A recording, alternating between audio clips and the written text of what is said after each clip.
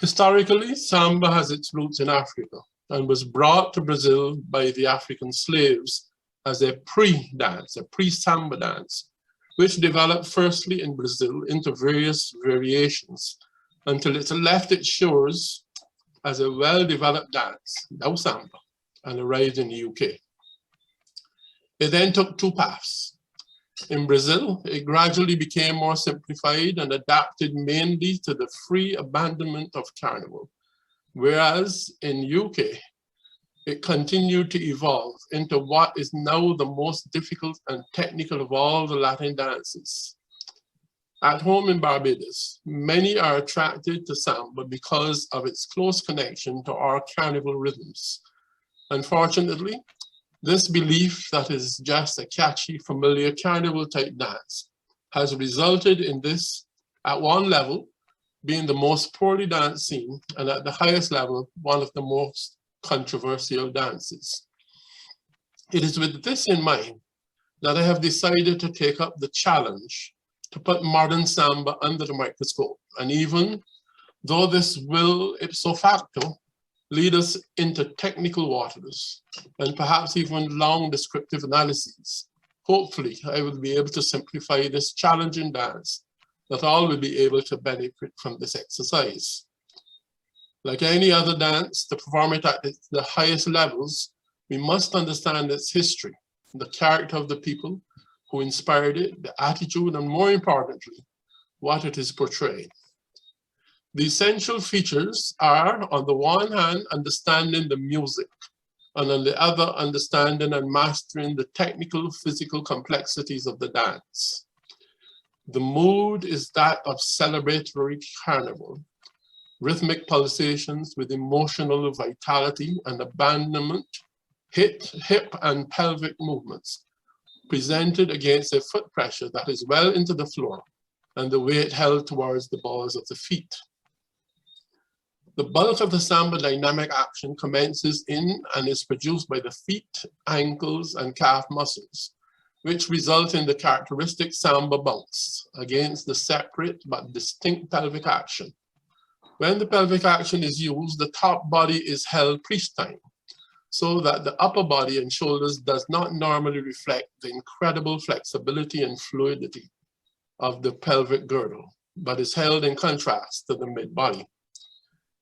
The rhythmic diversification produced by the leg and foot speed is seamlessly merged with the bounce action to generate lightness, freedom, and rhythmic power into the entire body against a carefree sensuality with energy and soul. Samba is a progressive dance incorporating a few non-progressive figures with all the rules associated with progressive dances. So when considering choreography, we must remember that we wish to portray the movement around the floor. Time signature is 2/4 time with the predominant percussion accent on the second beat of each bar of music. The tempo, 50 bars per minute. Remember that for instrumental music, it is calculated as beats per minute. Time and beat values. This is one of the reasons that this dance is so difficult, because not only do we have to accurately reflect the timing as written, but at the same time demonstrate the bounce, pelvic tilt, etc. Equally important is that when we move from one type of timing to another, there must be a clear transition and accurate representation of each mode of timing as we change between the various modalities. When we dance 1 or 2, we all know that there is a bounce, a basic bounce action. However, in addition, we have to understand that the bounce is greater when the feet are closed, less when they're apart, and also that there are other types of bounce action that exist. I have a chart here. I was thinking of sharing it, but if I share it, it might wipe out what I'm looking at.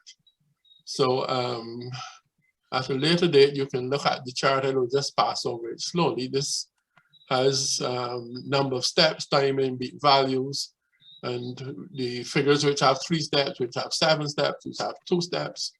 I just talk about 1 or 2, like Carter Jackal. It has 7 steps, and it is slow, quick, quick, quick, quick, quick, quick. And the beat value is 1, half, half, half, half, half, half. And for those who are not sure if the ISTD technique has changed, but this used to be once 11 steps, and it was changed to 7 steps in IDTA. This chart is in the text, so we can move on so that we can get through faster. Samba bounce. The most difficult action to understand and to perfect is the samba bounce, so I will take some time to go through it. In Laird's 7th edition, written in 2014, just before he died, the description is as follows. The samba bounce action. This is written in the book, but you know. Samba bounce action is produced by the compression and straightening of the knee and ankle of the leg, supporting the weight during all movements in samba that are time 1 and 2. Each compression takes half a beat of music. Each straightening takes half a beat of music. The count of "and" is used for the timing, the half beats. Commencing with both knees compressed, the timing of the bounce action is "and 1, and 2, and 3." Well, not 3, and 1, and 2, and 1, and 2, etc. If the timing of the bounce action and the timing of the associated foot movements are now combined, the result timing becomes "and 1, and a 2, and 1, and a 2. The knee straightening of the bounce action that commences during and after beat 1 continues while the half beat step is taken. So what this is saying is that when you do this, the step with part weight for the you do not drop back down, you keep straightening. The degree of bounce used is not the same for all figures. Maximum bounce is seen when the feet are closed, as in Samba whist. Minimum bounce is seen when the feet are apart, promenade Samba walks. And moderate is, minimum is when the feet are apart, and moderate is seen with the traveling motor focus, when the feet are midway. A bounce action as described above is not used during figures with the half beat split. The exceptions are cruzados action and side Samba chassis. Samba bounce demonstrating demo using the left wrist. For the professional students, you usually have to demonstrate this and tell you what it's all about. Commencing with the feet flat, the legs compressed, with the supporting knee, right knee already compressed. On "and" we start to straighten. And as we continue to straighten, the step is taken to the side with the left leg corresponding to count 1, with the knees straight, but then immediately slightly compressed. The compression is continued and completed during the last half of the step 1. Weight on left foot. And the minimum, after maximum compression, we start to count "and." The left knee is straightened, and at the end of the half beat, the right foot is crossed behind the left foot for with part weight into a Latin cross. This corresponds to the start of the quarter beat. The right leg continues to straighten in preparations for transfer to the weight at the beginning of beat 2 onto the left foot. As the weight is transferred to what is now the supporting left leg, it reaches the maximum straightening on count 2, knees slightly compressed. My research, my training, and my observation has led me to the conclusion that 1, the Green Book, Laird's first Latin book, had the bounce action written as down on 1 and 2, and up on "and." All later Laird books have the opposite. Many examiners, even when they give both versions as the correct one, when they dance, they look for the most part identical. The reality then is that even though they're saying different words, that they end up dancing and demonstrating the same action. Now, how is this possible?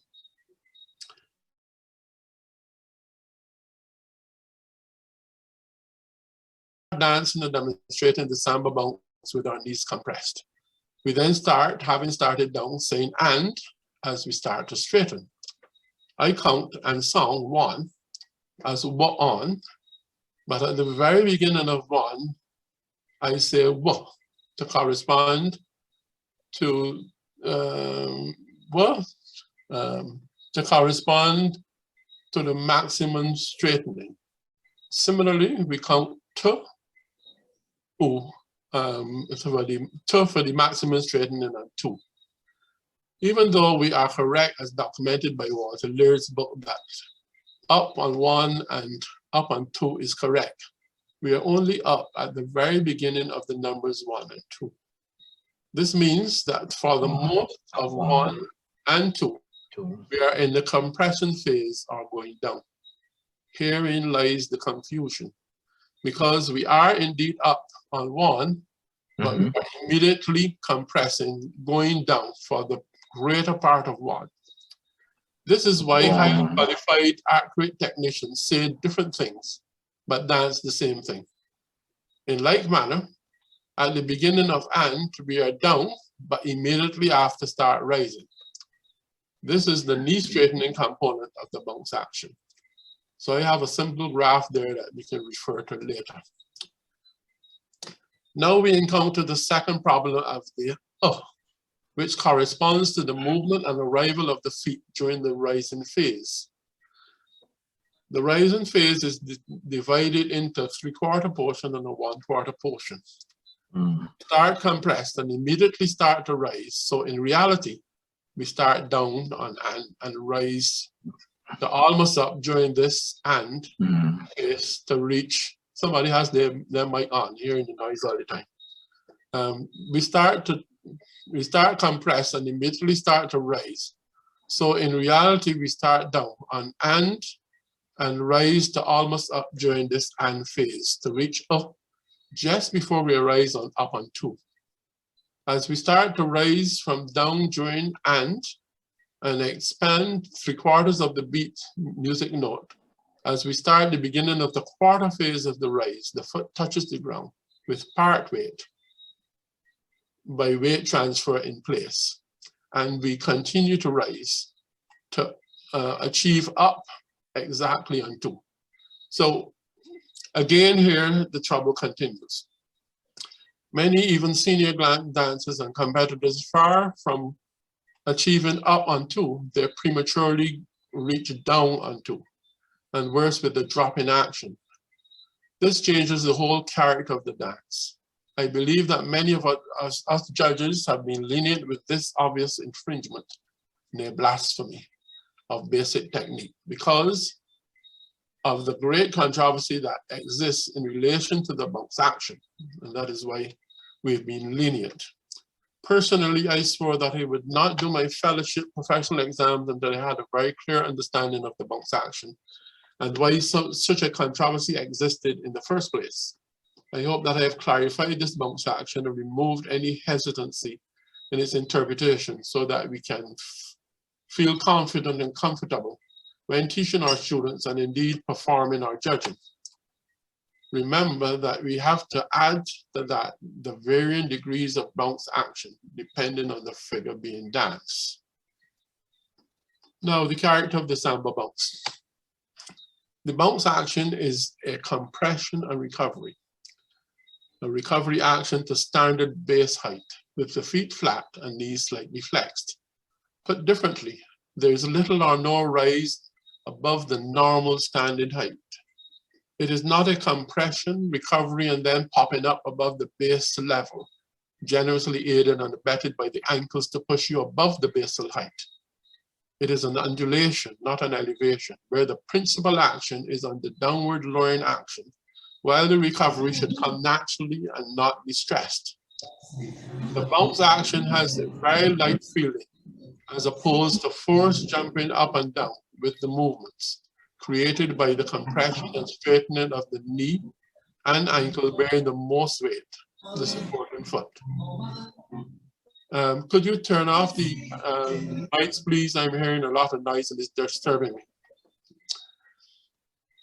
The ankle component being minimal and is more of a softening action as the step is taken onto the stepping foot, and not a springing action to generate height.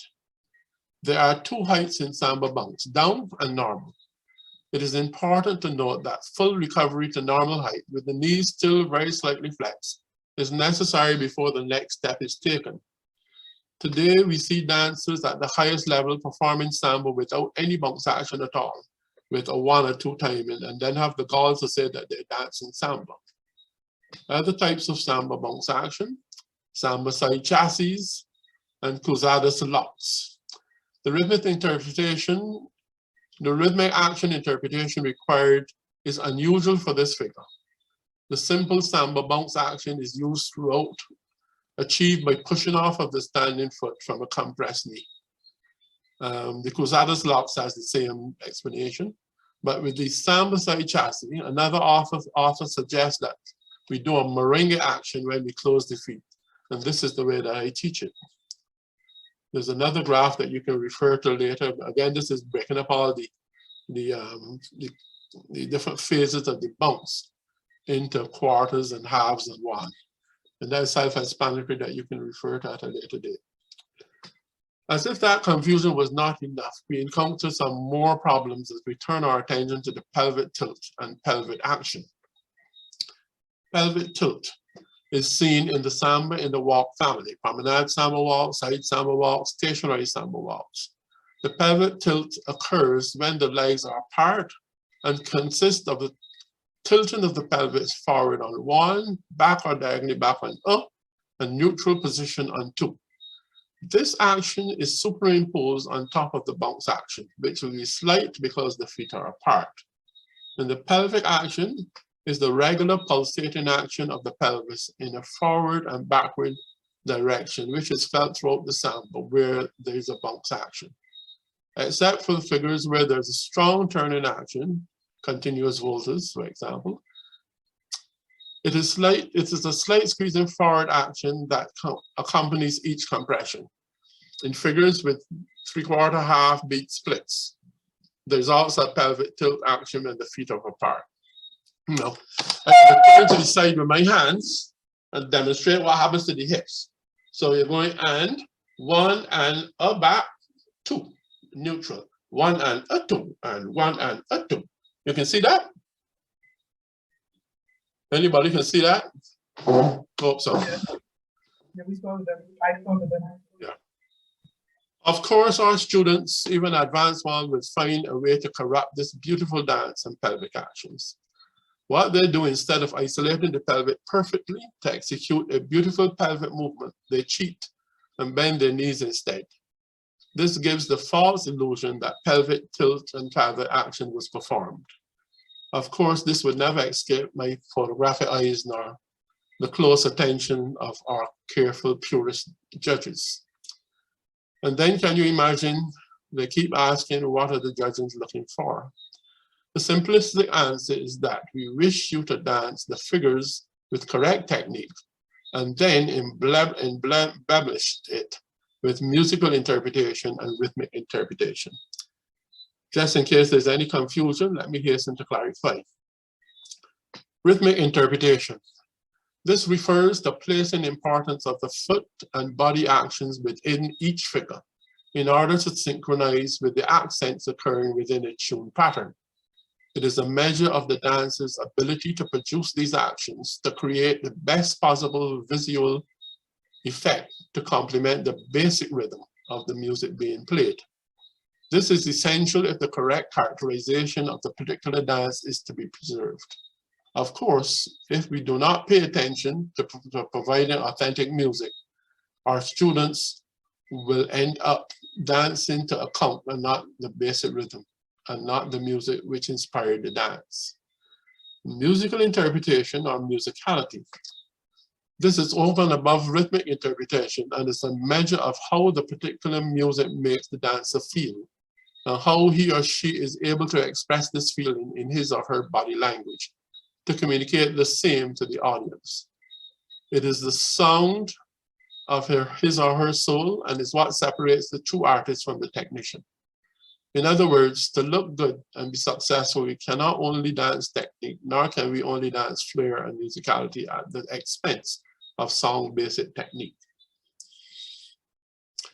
Now, the purpose of this lecture is not to prepare you for your fellowship exams, but to re-examine the samba basics and to look at common errors and how to correct them. If you wish to dance to the highest level, whether Professional or not, you need to study the technical aspects of the dance and then work towards perfecting them. Permit me to use a basic figure to explain how simple it is to develop bad habits and produce faulty technique. Quarter jack is the one I've selected. Now remember that this figure starts facing wall. Many times the preceding figure ends facing diagonal to the wall. We can do an eighth of a turn between the preceding step and one. Remember that step one is a very powerful step, heel flat, and that both arms are extended slightly to ensure good separation with bodies. The latest version of this figure has only 7 steps. It used to be 11. The footwork is heel, flat, toe, flat, heel, flat. Many dancers dance ball flat instead of flat, and this is because of incorrect technique. They get the mechanics of the movement wrong. Normally when we move our legs, we bend the knee slightly. If this is the only action being applied, the heel will be released from the floor and you will dance ball flat. The correct technique to make that movement mainly by using the correct technique is to make that movement mainly by using the hip joint, by squeezing the thighs together while maintaining the foot flat on the floor and allowing the knee to do what it will naturally do. In some figures, it will bend and others will be kept straight. Of course, my photographic eyes will never miss any ball flat assault on my footwork. A quick reflection on footwork in Samba will make you realize how many places the required footwork is flat, with the definite possibility of dancing ball flat instead. Once ambitious dancers do not come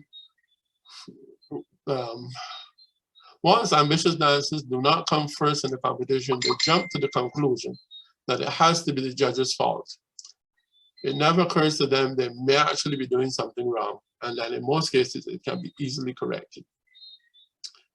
In the above figure, the action used to generate the footwork is flat, is medially squeezing, abducting action. Perhaps we still have enough time to examine another type of leg action to guarantee the footwork as flat, and this is in stationary Samba walk. Let us look at the stationary Samba walk, footwork, ball flat, inside edge of toe flat.